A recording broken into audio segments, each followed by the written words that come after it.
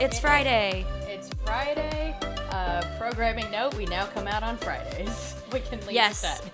Because I got a new job, which I think I said last time. I don't remember. My life is crazy right now. So I don't remember what I told all of you, but I got a new job and I am now off on Fridays. And my new job is a lot less flexible schedule-wise than my old one was. So it is a lot more difficult for us to find time to record. But I am off on Fridays. Fridays are easier for Abigail. Fridays are easier for like pretty much everyone in the world. So this is what we're doing. And yes. I'm sorry if it's inconvenient, but I was going to lose it if I had to do this on on a school night. Yeah, Katey is truly back in the game of journalism, and we are all adjusting with and around her, and she's killing it, but it is. Yeah, I'm on the front page of the paper today, baby. Yeah. If you live in Austin, pick up the Statesman. Go buy the Statesman. Katey had to go to 3 different Walgreens to find it. God, and like I went to a Walgreens, a 7-Eleven, and a CVS. None of them had it. And I remembered one Walgreens that I knew had Statesmans. But what was most depressing is what people said to me when I asked if they had the Statesman. Please support your local paper.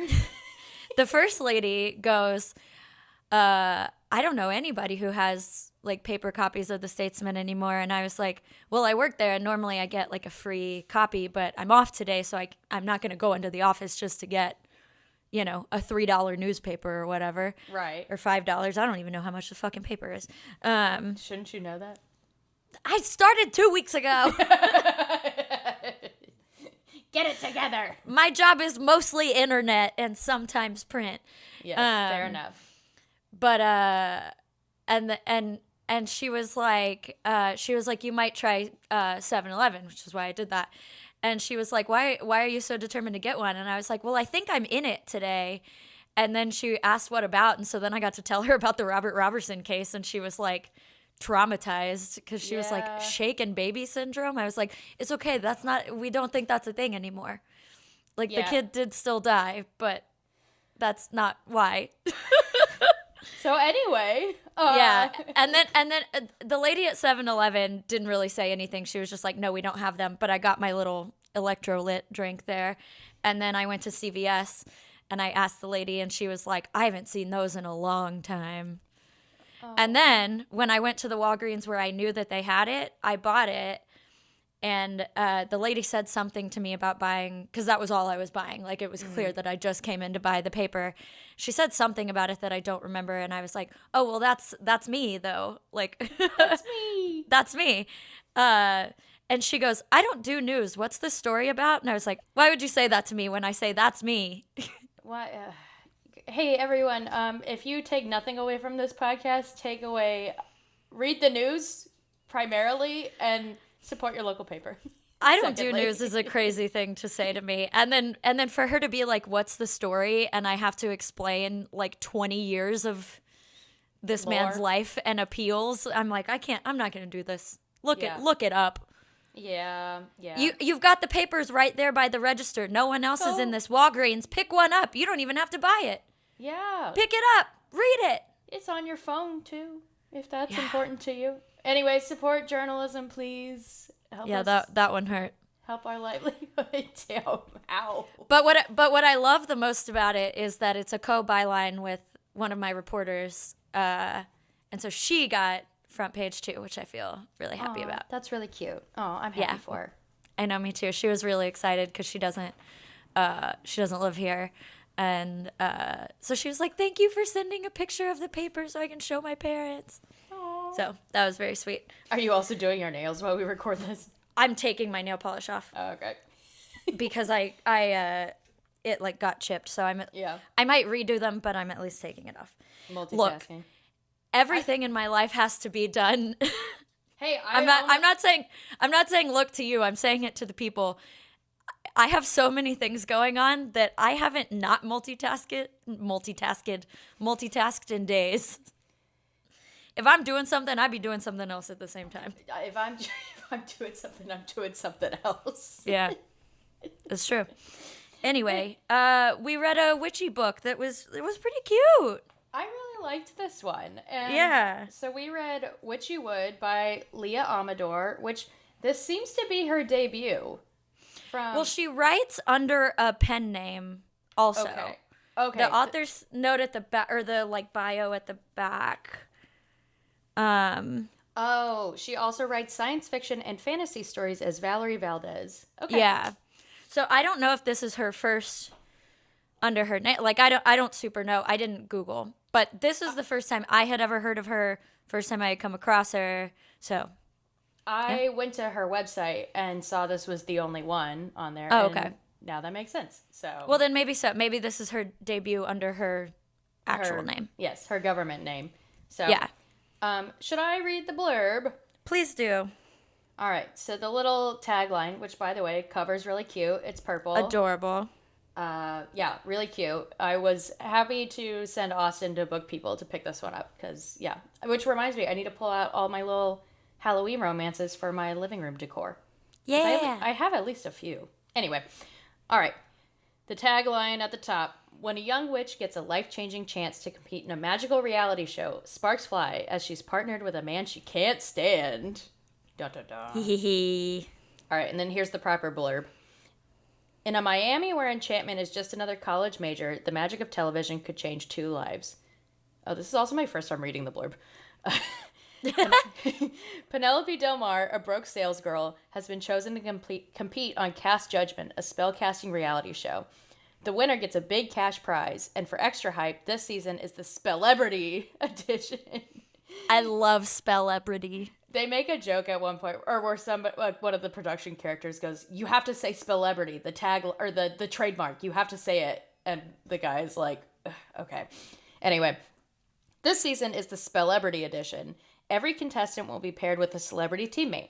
Unfortunately, her partner, Leandro Presto, not Pesto, like Jimmy Pesto. Leandro Presto. I will say I did keep thinking of Jimmy Pesto, even though there is like nothing in common. It was just seeing the word presto so often. And then I was like, you know what? I really need to rewatch Bob's Burgers. This is literally the first time I've done that, was saying it out loud and like, oh, like Jimmy Pesto. Anyway. Yeah, gonna go into a full Bob's Burgers rewatch now. Yeah, there we go. Okay. Unfortunately, her partner, Leandro Presto, is best known for his goofy viral spell videos, not his skills. Gil Contreras, alias Leandro Presto, has been crushing on his pen pal Penelope for months. Now they're working together to win a contest that could save his grandfather's charity, except he has to stay in character the whole time, so his dream girl thinks he's a total loser. Can they beat snobby rivals, fix spells gone wrong, and survive increasingly dangerous sabotage attempts to win the grand prize and each other's hearts? Or will Gil's secret make both their magic and romance fizzle out? I love that. Part of the reason that I chose this book and advocated it to you was because we love Bake Off. Mm-hmm. And I was like, this is magic Bake Off, but I was expecting it to be more like, I kind of thought, and maybe I didn't read enough into the blurb or whatever, I kind of thought they were like it was still cooking, but it was like with magic. No, they were making spells. So, okay, I guess maybe like, I don't really know what I expected, but one of the things I really appreciated about this book is how detailed the magic is, to the point where I almost kind of was like, oh, they're like doing stuff I don't understand. Like, Leah made up like real lore behind how the magic works. Like, it's like science, and it's really interesting. Like, the writing goes into detail, but not too much detail. Like, it's not one of those things where you're like, this is like, you know, kind of high fantasy above my head. Like, one of the notes that I took was like I really liked that they didn't, like, that she didn't like have to take a step back and explain how the magic worked necessarily. It was just like, it was there, and she explained the details as things unfolded, but there wasn't ever a moment where she had to be like, and here's how this like magic world is set up.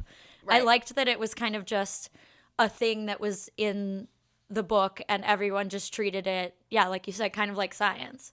Yeah, like Penelope says early in the book, like like casting a spell is like anyone can do it, but you have to do it you may not do it well. Like it's like cooking. Right. You Like a very study to do it, basically. Right. Yeah. Basically, yeah. Yeah. So I thought that was super, super interesting that in this world it is very much just like a normal, like, yeah, like the tagline says, just another college major or whatever. Right. So like Right. Gil has his PhD in something magic or whatever, and is Yeah. like an adjunct professor of magic somewhere as well. So I got one of my other notes that I took later in the book, but I was like, the amount of the like, if you know, adjunct professor slander that happens in romance novels is so fucking funny to me. It's like how everyone in a romance novel is like a journalist, but that like now everyone in a romance novel is an adjunct professor, and it is a much more accurate representation because all of these adjuncts are treated like fucking garbage. I was gonna say, as someone who is both, congrats on feeling doubly represented. Apparently, now I am fading into obscurity as a culture journalist in terms of romance representation.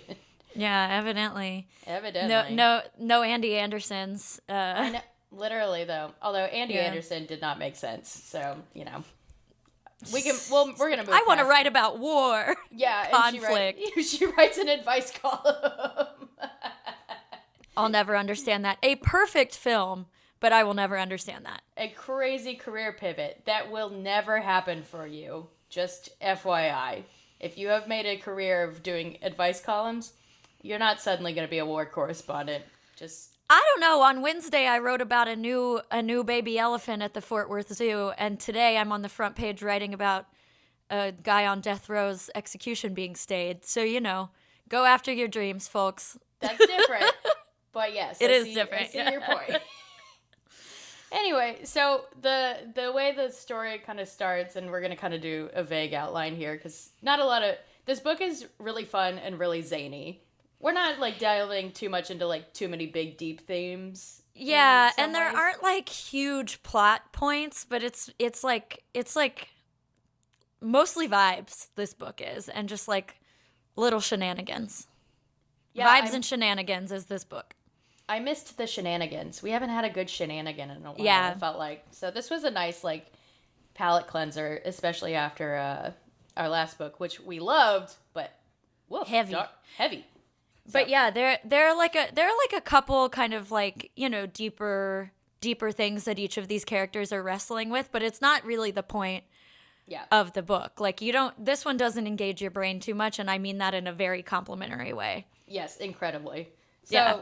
when they first meet in person, face to face, Penelope, which is also the name of one of my other favorite characters, Penelope of Sarah Adler's Miss Nash's Ashes.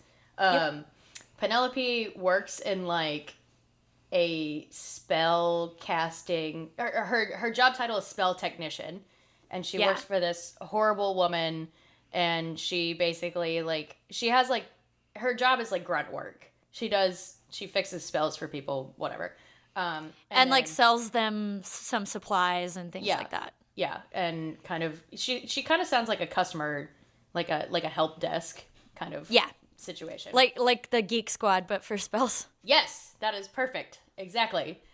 And then Gil is secretly her pen pal, or I guess not secretly, like they know who each other are. Gil is an adjunct professor who runs a blog called Dr. Witch, but secretly Gil is Leandro Presto, who is this like goofy internet character whose shtick is that he does spells in public and like messes them up for humorous results. Like no one gets hurt, but Penelope takes a lot of offense to this because she's like, that's not safe. Like he's teaching people to do things wrong, which I'm Penelope here.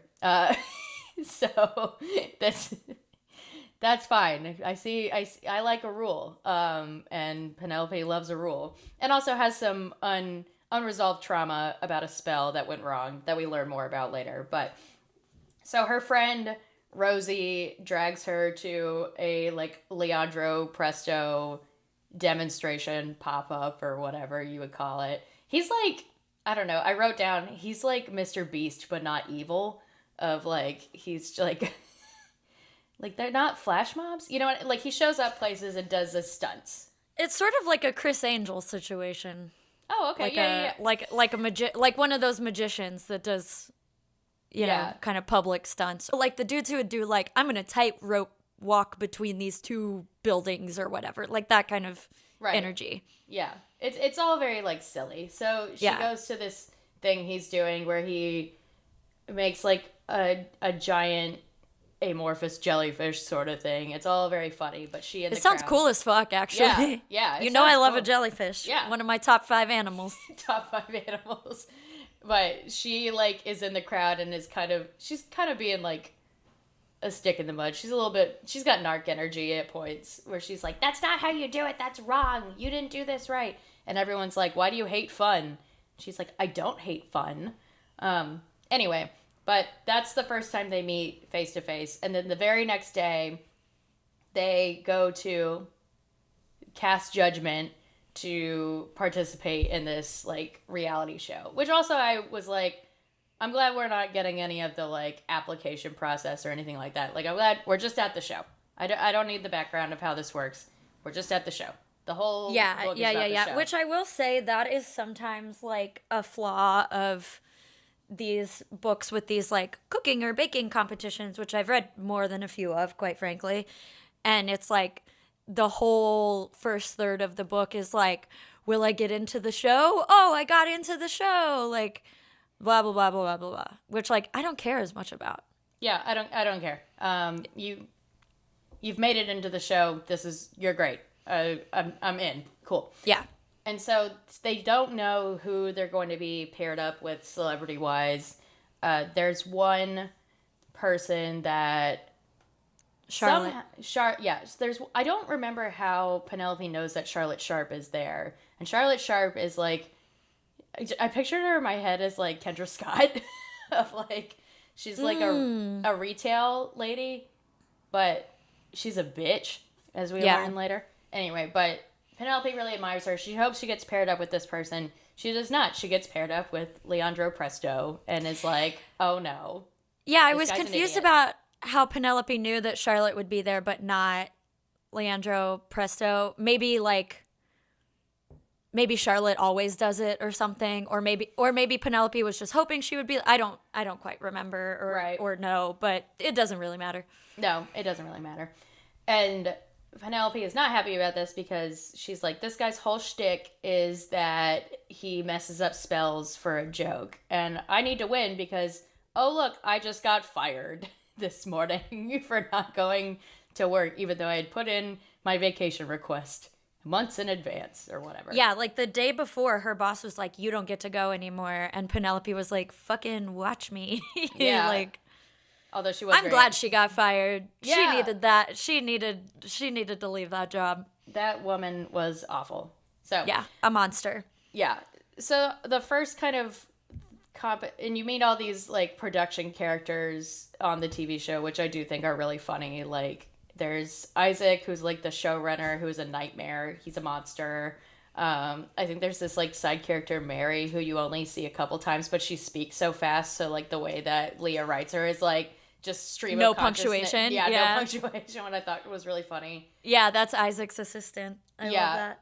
Yeah, and then, I want to interrupt you for a second just to say like I love that Lia Amador's writing style in general is very stream of consciousness. Like it feels very casual and conversational, and this book is dual perspective, and it really feels like the characters are like just telling us this story, like they're talking to us as a friend. Like there will be like several moments where like Leah would make like a little joke in the writing and she would just go like ha or whatever. Like there was one moment, I wrote it down, it's on page 11, when Penelope is like describing the store, like the back room of the store. And she goes, customers weren't allowed into this area. Too ugly. Bare concrete floors, good for drawing arcane circles with chalk. Ceilings, more concrete. Walls, believe it or not, also concrete. And I wrote down, I was like, oh my God, a Parks and Rec, believe it or not, also jail joke. Like, I love that.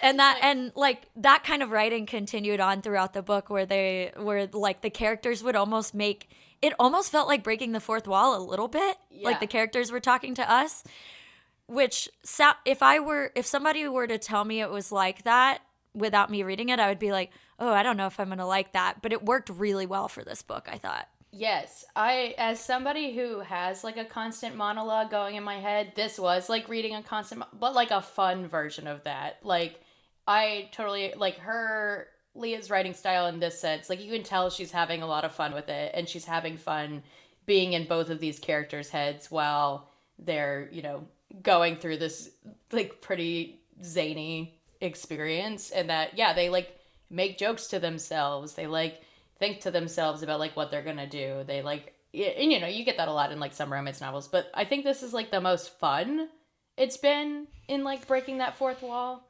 And just more like, I feel like in a lot of romances, what we get with this sort of flavor is the moment where it's like, oh my God, am I in love with him? I am in love with him, which is great. And that does happen in this book, but we get more of just like the general like nonsensical things that like pop into an average person's head that are not important to the book, but just make it feel more authentic. I also do want to say that Lia writes scenes really well when they were at was it a museum? Wherever they were with the flower exhibit thing. The botanical garden. Yes, the botanical garden, yeah.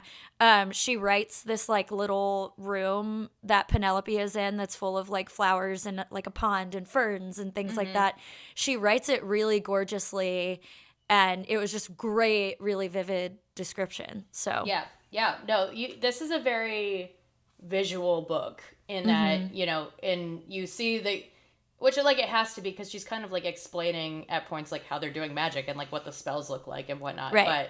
But it's also visual and tactile, and that you kind of like see it play out like a movie. Like, this could be a very funny like rom-com movie. Totally. Like, I was thinking that I was like, I could totally see this being like a made for Netflix or Hallmark or Lifetime kind of movie. Netflix, and listen. Yeah. And another thing I really like about Leah's writing is that, like, it's very straightforward and simple, and I mean that in a complimentary way. Like, there's no purple prose here. Like, nothing is overwritten. She's not trying to be too flowery, even though she does write really vivid descriptions. It was just like, again, you don't have to use your brain too much for this book, which was, like, so good for me right now. Yeah, again, this is very complimentary, the way we're saying it. Like, it's fun.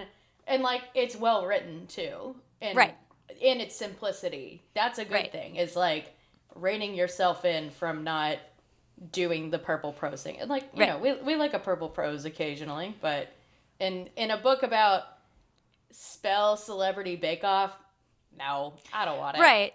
Like, we can go to an Emily Henry if we want something overly flowery and sentimental, but if I'm reading a witch Halloween book, just give it fucking to me. Tell me what's going on. So they start, and tell me what's going on and make me laugh. Like, that's all I want. Yeah.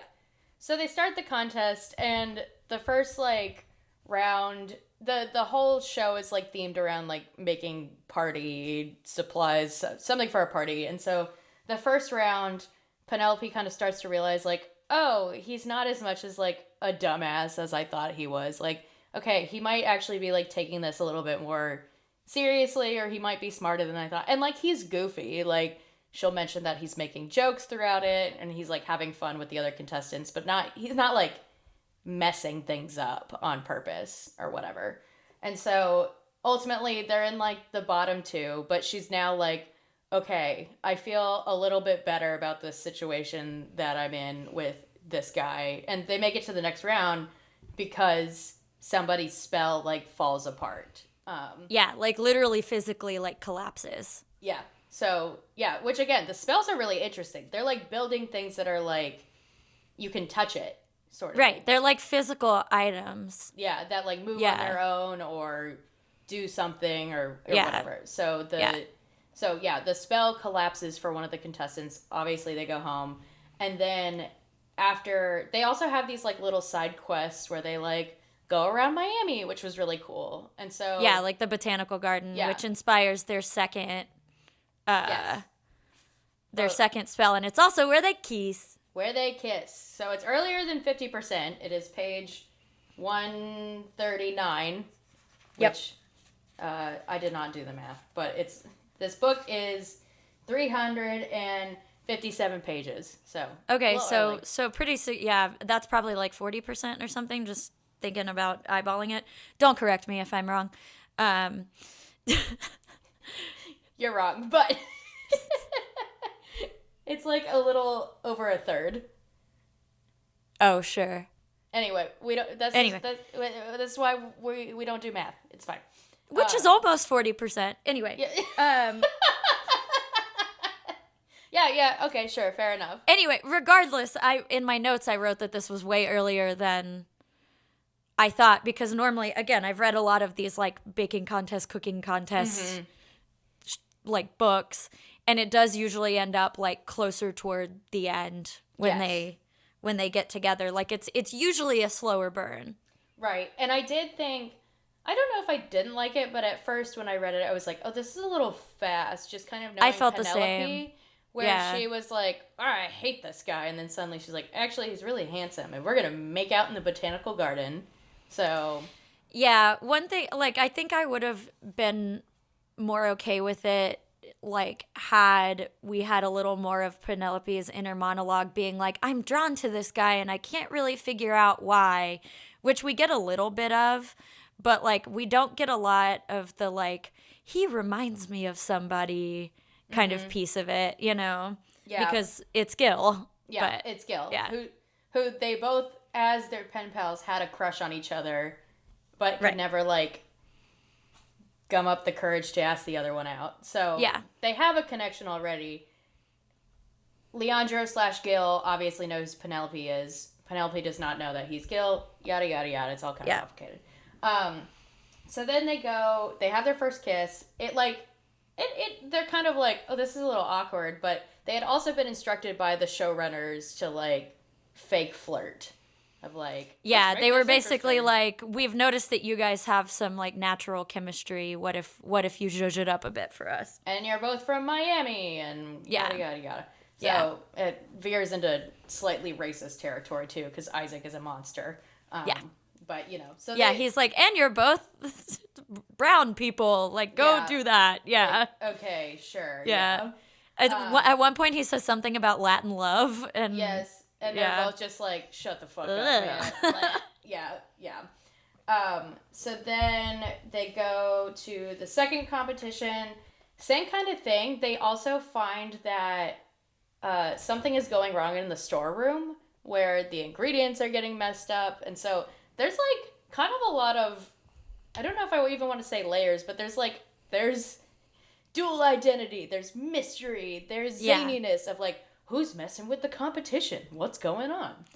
Yeah, and they sort of started to wonder if someone had sabotaged that first group after their spell fell apart because the lights had gone out or something, and they were like, that's all a little sketchy. But then they realized that like somebody was switching up ingredients in the storeroom, which like could really fuck up somebody's spells, but also like potentially be really dangerous. Right. So that's when they're like, oh, something is up. Yeah. So they have to like pause the competition while they like sort this out. And then that's, I think, when they make out again. They keep finding like themselves in little dark corners and making out, which is like, it's funny. Like at one point they kind of liken this to like being at summer camp or like the last day of school. And it's like, oh yeah, this is like a little like summer camp, like flirtation in a way, sort of. Yeah. So the second competition, when they finish it, another spell like goes completely wrong, and Penelope is like, this is really unusual. Like on the show, like sometimes things go wrong, but they're never like disastrous, and like these like things are exploding, kind of thing. Right, like this shouldn't happen every single round to someone. Yes, but also during the second round, one of their potions had spilled, and Penelope thought Leandro did it on purpose to like make a joke, and she snapped at him, and it ultimately ended up being fine. But then she like feels really bad and apologizes. While she's deciding to apologize, Gil, Leandro, whatever, has a meeting with Isaac, the terrible man, who is like, hey, we are thinking of giving you your own show, but you better dump Penelope because she's not hot. And he's like, what? Let me think about that a little longer. So then they have a nice conversation. He's literally about to tell her that he's Gil. All these things happen in quick succession, so I'm just going beat by beat. Yeah.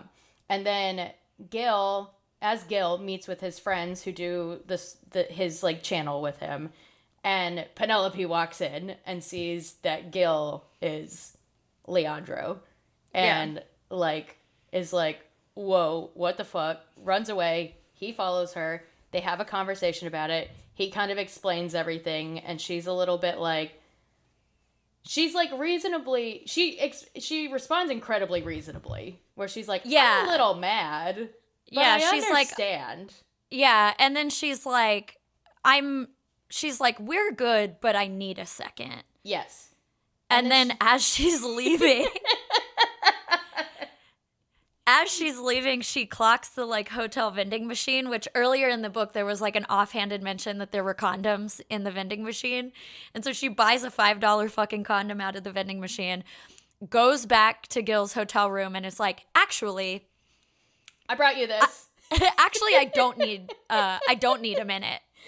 Yeah, which like was really nice and refreshing, I thought, for a romance novel, where she's like, okay, this was weird, but I understand why he did it. He wasn't being malicious.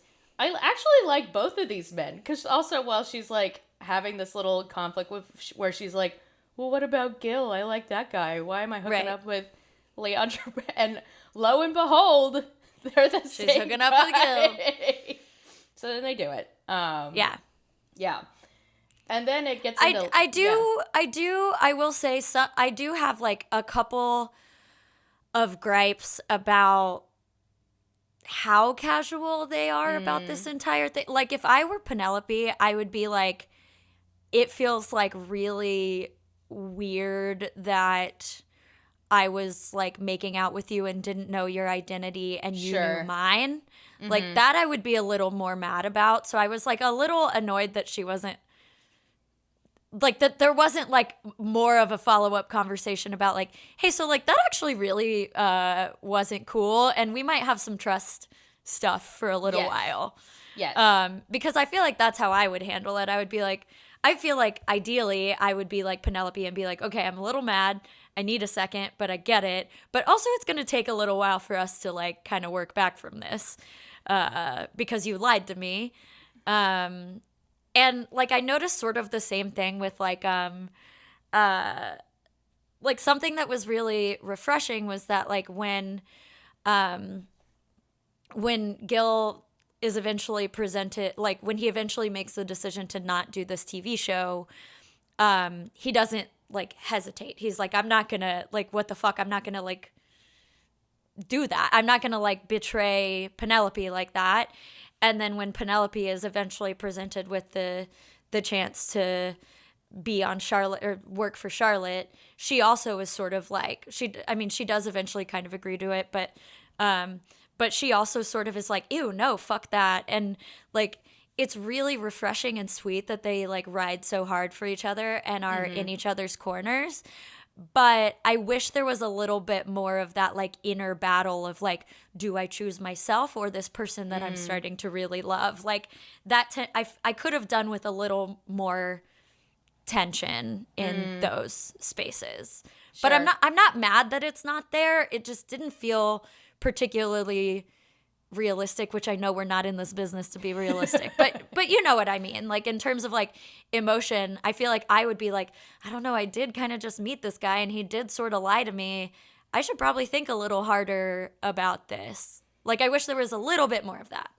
Yeah. I think like I definitely don't disagree with you. I think if this had been like another romance novel, I would completely agree. But this one I was having, I think, more fun with like the side quests of it, of like them being in the competition and like kind of just like I don't know, I was just like having more fun with it than I think I was or I would with like other romances where, and like I am I'm saying this now and I'm remembering like how much a stickler I am for like, this isn't logical. Why are they doing this emotion wise?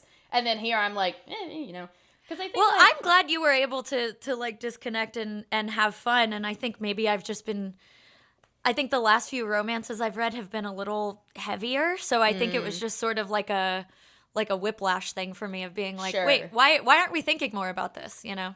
Yeah, and I think I did really appreciate the way that Leah writes the dialogue between the two, where Gil Leandro is like, you know, this is why I did this. Literally only 4 people know my actual identity, and it's like my agent, my grandfather, and then my best friends who do the show with me. So it wasn't like, and then he kind of gets to talk about like it's actually like really hard being in this alter ego. And so I think that like probably softened Penelope up to it a little bit, where Totally. yeah, you know, and I think it also helped the fact that they'd only known each other for like 5 dates at this point. So I was like, you know, Right, I'm not mad you great. lied to me. Yeah. Yeah, not great, but also they want to bang.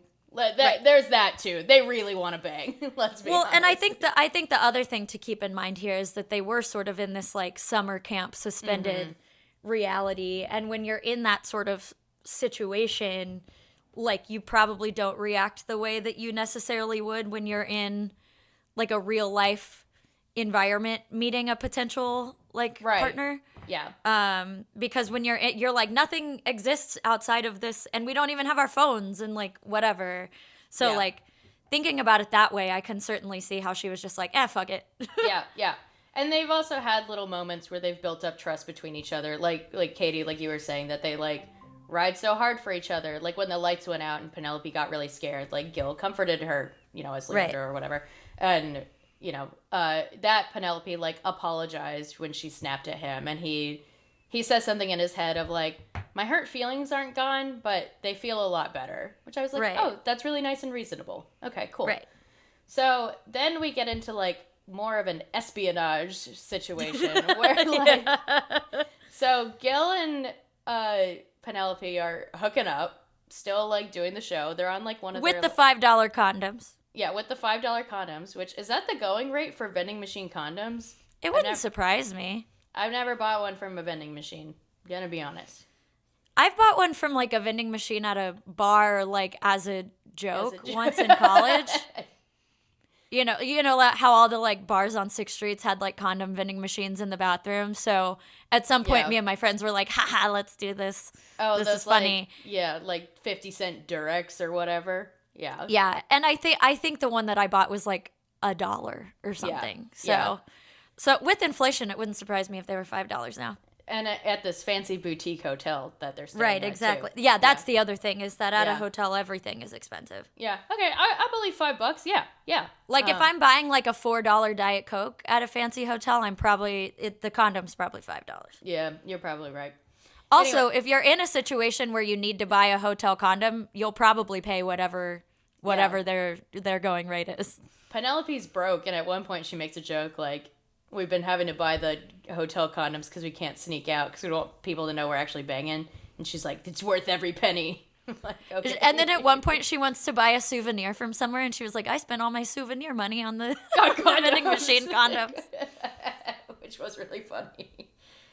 So then it gets more into the corporate espionage of this show, where they're on a cruise ship doing like one of their little evening side quests or whatever. An outing, and somebody tries to bribe Gil to lose with charity money. This scene was really funny to me, where he's like kind of thinking it through in his head, and he's like, well, guaranteed $50,000 to save my grandpa's charity. That's pretty good. I don't know. We're not doing so well anyway. Maybe it's worth it. I don't really know. And then he goes, okay, I'll take the check. And the guy's like, great. And he goes, so I have evidence that you tried to bribe me. Call an ambulance, but not for me. It had that exact energy. Really like, I literally thought of that when this happened. And considering Lia Amador made both a Parks and Rec straight to jail joke and a Por qué no las dos joke, it would not surprise me if she had call an ambulance, but because girl has proven she is at least as online as we are. Sorry, I just imagine. And then he literally there's a photographer right there, and he's like, "Hey, get a picture of us." And he's like holding the check. It's really funny. This is really funny. And then he like immediately goes and tells Penelope, which is great too, where he's like, "Dude, somebody tried to bribe me." And I think he was like looking at Felicia and Charlotte, their like competitors, as he was like leaving, because he makes this like stupid like cut it signal at somebody. Yeah, that part I was like, okay, Leah, that one was a little that one was a little much. Yeah. But this part I actually thought was really realistic, because in another romance novel, this would be some kind of big crisis where the guy would be like, maybe I should take the money, like, da-da-da-da-da, do I tell her, da-da-da-da-da. And this is way more accurate for two people who actually have, like, real feelings of love and respect for each other, that he just runs back and is like, you're never going to believe what just happened to me. Yeah. And so then there's how many? I guess there's, okay, first round, one team is down. Second round, another team. Okay, so then there's 3 rounds. That third round, Penelope and Leandro win, and things are going, like, really well. And, like, she's really happy. Leandro gets, like, whisked away to this crazy meeting with, like, the showrunner again. And it's like a real, like, backroom deal where he's meeting with these sleazy dudes, and they're like, we'll give you a show. You have to move to LA, and you have to imply that you're going to have sex with these women. And he's like, that doesn't sound really good. I don't really like that. And then he goes back, tells, also at the event before he gets, like, whisked away, Felicia goes to Penelope and, like, I think I might be getting my timeline mixed up. Yeah, but at some point, these all kind of happen really close together, so I don't know if it super matters the order. But, like, at some point, Felicia is like, something shady is happening with Charlotte. Yeah, and Felicia's like, it wasn't me. I didn't do this. Because they had all, like, suspected Felicia. Right. And, like, Charlotte, like, corners her and is like, let me give you a job, but you have to lose the competition. And Penelope is kind of like, well, shit, I really need a job. And Charlotte's like, I'll send over a contract later. And then Felicia overhears and is like, girl, don't do that. That's bad. And anyway, so Penelope kind of, like, thinks it over. Or whatever. Gil comes to her room, brings her a dessert, and just, like, completely flubs what he's trying to say. Where he's in the room with Penelope, and he has this revelation where he's like, I don't want to be Leandro Presto anymore, actually. I want to have, like, a real relationship with this woman, and I really like her. And he just, like, in his brain goes, we should stop doing this. And she's like, what? And he means we should stop fake dating so that we can real date. Right. And she just hears we should stop dating. Yeah, and she goes, okay. And then she's heartbroken. Yes. Oh, you know what? This happens, and then it's the evening after she gets her heart broken where Felicia's like... Oh, yes, you're right. Where the Charlotte... Because that's why Penelope considers it. Because she's like, this guy dumped me, and I feel really betrayed, so maybe I should just, like, screw him over and take this job or whatever. Well, and she was also saying, like, she was like, we're probably going to lose anyway because I'm so upset. Yes. And so, anyway. And so also because they haven't been, like, they've kind of been near the bottom most of the time. Right. So then Penelope, like, cries all night and all this, and then they go to do the finale, and Penelope is being really cold to Leandro, and he's like, what's wrong? And she's like, nothing. And he's like, no, we have to go talk. And she's like, they're talking in the back room, and she's like, dude, why do you think I'm so upset? You dumped me. And he goes, what? And No, I didn't. And she's like, dude, you literally broke up with me. And he goes, that's not what I meant to do. I meant like, it was actually really cute. This, like, I was happy that there was not that much space in between the accidental dumping and the, like, triumphant, no, I'm in love with you moment. Yes, there was not that much space, and it was handled completely reasonably because Gil was just, like, so in his feelings and sort of, like, stream of consciousness being like, let's do let's do this instead. Like, I don't want to do this. Like, da-da-da-da-da-da. Like, that seems very reasonable for a thing that could happen. Yes. Okay, I got it wrong again. The Charlotte Felicia thing happened at, like, the same time as Gil's, like, shady meeting. Whatever. Anyway, okay. So they both are like, and Penelope was like, well, we're probably going to lose anyway. Kind of the same thing that, like, Gil was going through of, like, we're probably going to lose. Maybe I should just take the money. So right. Penelope has the contract, and then when Gil accidentally breaks up with her, she signs it. And then, okay, so then they have But she doesn't give it to Charlotte. Yes. It's, like, sitting signed in her hotel room. Yes. And I was really worried that some more espionage was going to happen, and, like, somehow Charlotte was going to have the signed contract and Penelope was going to have to get out of it or whatever. Yeah, no. I was also worried about that. I did also. So there's this big dramatic, oh my God, they're in love. Like, Gil runs up to her and is literally like, I'm in love with you. And she goes, I'm in love with you too. And then they make out. And it's really cute. Yeah, it's like an airport moment, but in front of everybody. Like, the crew is, like, clapping. All the Mannies are clapping. Yeah, and then Isaac, the showrunner, is like, dude, what the fuck? You're fired. And, like, throws shit against the wall. Or whatever. Yeah. Anyway, it was a funny scene. And then Penelope immediately tells Gil, oh shit, I signed a contract. And he goes, oh no. And she goes, don't worry, I didn't give it to Charlotte. And he's like, okay, so we're still in it. So then they start working on their spell, and they realize there's a chain of events that Doris, the old lady judge, the Mary Berry of this spell competition. The Mary Berry, the Prue Leith. The kindly old lady has been sabotaging the competition because she's mad that they're ousting her for someone younger and hotter. So all this, it's so funny. It's so funny. And she's like, the way she gets caught is like Penelope had cast this like spell or whatever that would like protecting their their stuff so that they could, like, I'm picturing it being like you put the tape on the door so you can tell if the door has been opened, kind of energy. And Doris tries to play it off like, I wasn't doing anything, and Penelope's pointing at her like, no, you bitch, you did. So they realize Doris has been messing with the competition.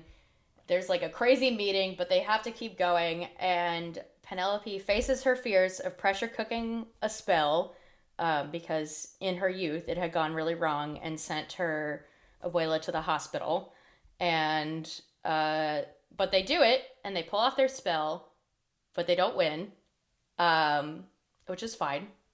And then we get like what is kind of an epilogue where it's like, okay, it really is a like, the real winner was that I met the love of my life. And we get this like kind of epilogue where actually it all worked out that Penelope got a job with one of the other judges who really like kind of secretly was like watching her and being like, oh, you're actually really good at this. Let me hire you at my place over here and you can do this, work in the stockroom. Penelope is volunteering with Leandro/Gil, performing for kids. They're obviously in a relationship. The season got canceled. This is the part that I was saying that I didn't really love the ending. Really? Because I was like, oh my God, all that, and then they're not at least going to get like a little bit famous? See, or like make some money, you know? I thought this was so funny that at the very end of it, they were like, the whole season had to get canned because Doris, this old lady, which by the way, one of them says like, it's a federal crime to mess with this competition. I was like, is it? Is it? Is it? So the whole season got canceled because of Doris. I found this really funny. It was funny. I guess I was just like, man, they went through all that. Like, I wish they would have gotten at least like a little sort of, monetary boost outside of what they did get, Well, they got a little boost, and Penelope says, we're in arbitration right now with the show because of True. Gil's dad's lawyer. True, Gil's I dad forgot is about a that. lawyer. So they might get, they're like, we're owed a buttload of money, so, like, we're fighting this legally. Yeah, right like, now. we could have died. They tried to blackmail us. I actually kind of really loved this ending because I thought it was so funny that, yeah, after all of this, after this whole show where all of these things were like going wrong, they had to cancel the entire show because of this old lady, and that now they're in a legal battle with the show because of this. And like Penelope says a really nice thing where she's like still in touch with the other contestants, and they're all kind of like, yeah, we're kind of mad that like all of the exposure we were supposed to get is like out the window, but like we're still friends and like we're still all doing well. I think Penelope says something like, we still have big dreams, they're just different now. And like they're all very like happy and content. And yeah, and so she and Gil are like doing well and talking about moving in together, and then we got a cliffhanger where I know. I was like, a sequel. I know. I was on the couch next to Austin reading it, and I went, oh, we got a cliffhanger and a romance. So we didn't talk about Penelope's sister through the book because she's kind of a side character. She's like the older sister who gives advice. Like things are going well for her. She's off screen. Like everything's cool with her. So the book ends with Gil and Penelope returning from a really cute date.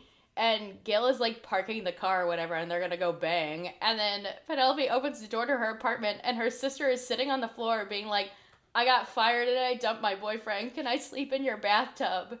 And that's it. That's how the book ends. Which I also kind of loved this. I'm not gonna lie. I thought it was yeah. This makes me wonder, like, is the second book in this series, like, is it gonna be a witchy one? Or is it just going to be like a normal?